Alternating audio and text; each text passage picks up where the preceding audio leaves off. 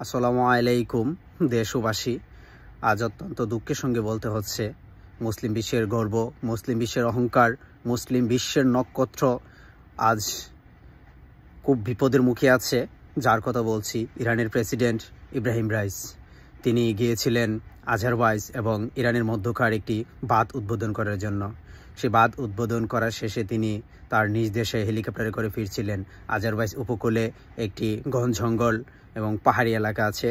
ওই এলাকাতে অবতরণ করার সাথে সাথেই হেলিকপ্টারটি বিধ্বস্ত হয়ে পড়ে। বিধ্বস্ত হওয়ার কারণ হচ্ছে ঘন কুয়াশা ও বৃষ্টির কারণে।